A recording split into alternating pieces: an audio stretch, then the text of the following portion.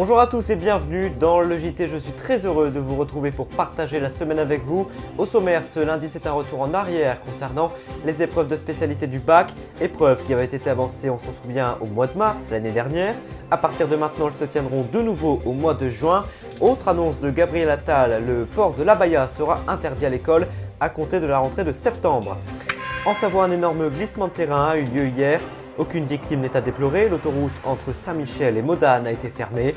Le trafic SNCF entre la France et l'Italie est interrompu jusqu'à nouvel ordre. Le ministre des Transports Clément Beaune a prévenu qu'un retour à la normale va nécessiter plusieurs jours. Enfin, on terminera avec les programmes télé de ce soir, TF1, France 2, M6. Je vous détaille tout ce qu'il ne faut pas manquer en fin de JT. C'est donc un retour en arrière. Gabriel Attal a annoncé hier le déplacement des épreuves de spécialité du bac de mars à juin. Vous le savez, c'était l'une des mesures phares du projet de Jean-Michel Blanquer. L'année dernière, ces épreuves s'étaient tenues en mars. Jamais cela ne s'était déroulé aussi tôt, date après laquelle les enseignants ont constaté un fort taux d'absentéisme des élèves. Donc on rembobine et on repasse désormais les épreuves de spécialité au mois de juin. Autre annonce de Gabriel Attal, l'interdiction de l'abaya à l'école. Je vous le disais en titre, cette longue robe traditionnelle du Moyen-Orient est parfois assimilée à un vêtement religieux. Auparavant, c'était aux directeurs et directrices d'établissement d'établir la règle concernant le port de l'abaya. Après cette annonce, ils appellent tous avant tout au dialogue. On écoute la secrétaire générale adjointe du syndicat enseignant, Sophie Vénédité. On va être très attentif à la façon dont il va décliner ça pour les chefs d'établissement, parce que si vous avez une posture extrêmement martiale, le risque, c'est que des élèves, finalement, finissent par quitter l'enseignement public pour se réfugier dans l'enseignement confessionnel. Ouais, sachez que le nombre d'atteintes à la laïcité en milieu scolaire a doublé en un an.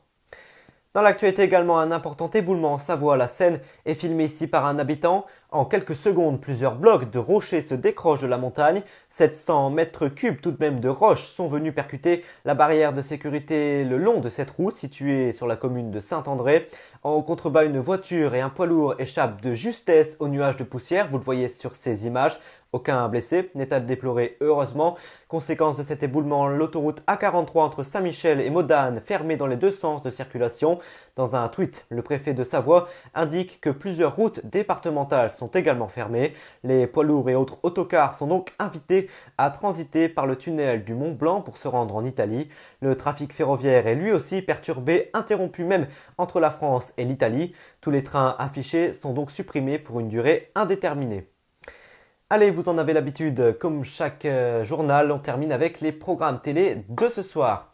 Sur TF1, un téléfilm qui rend hommage à la série culte Un gars, une fille. Sur France 2, une nouvelle série à 21h10, Filles de feu. Apparemment, on n'en dit que du bien.